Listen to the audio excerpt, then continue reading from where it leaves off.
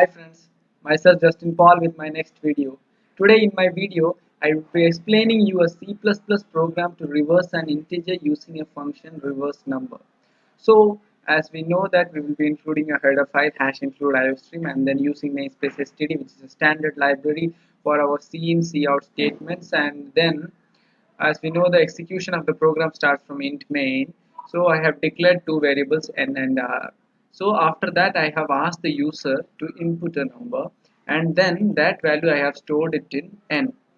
Okay, and then I have called a function r is equal to reverse number, and I am supplying this value n, which is being given by the user to this function. So r is equal to reverse number n. This function will be calling this function. So here I have declared and then defined the function reverse number. So here this value of n will be passed on to this value of n. So we need to understand one thing is the this n is different from this n because this n, this will be valid only in this scope of int main. So this is a different value or a variable. So inside this function I have declared two variables. One is rem, that will be calculating the remainder, and then rev that is reverse number. It will be reverting the number and then printing it. So here I have declared a while loop, so it will run till n is greater than 0. So after that, inside this loop I have taken rem is equal to n mod 10, and then revnum is equal to revnum into 10 plus rem, and then n divided is equal to 10. This value will be as n is equal to n divided by 10. So if you see the execution of this program, suppose from user enters 1234 here, and the value of 1234 is passed to this function. So when the execution of the program starts, 1234 is greater than 0. So first what will the function do is it will mod 10, that is it will calculate the remainder. So 1234 mod 10 is 4. So that 4 will be stored in the value rem. So this rem, after that, as we go into the next step, rev num is equal to rev num into 10 plus rem.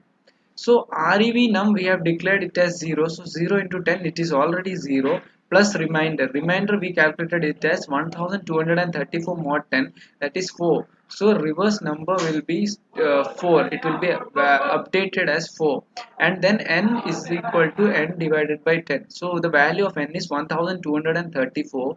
So that divided by 10 is 123, because that floating point value we won't be considering.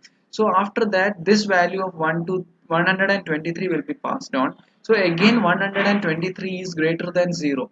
So again rem, that is remainder 123 mod 10, 3 will be there. So rev num is equal to, the previous value was 4. So 4 into 10 plus this time we got the remainder as 3. So 43. Then again when the n value comes here, 123 divided by 10, it is 12. So again in the while loop, 12 is greater than 0. So 12 mod 10 is 2, and then reverse number is 43 into 10, that is 430, plus remainders value we got as 2. So 430 plus 2, 432. Again 12 divided by 10, so we will get as 1. So 1 is again greater than 0. So 1 mod 10 is 1.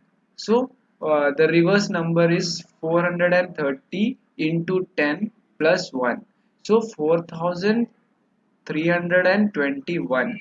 So here again we have 1 mod 10, which will be equal to 0.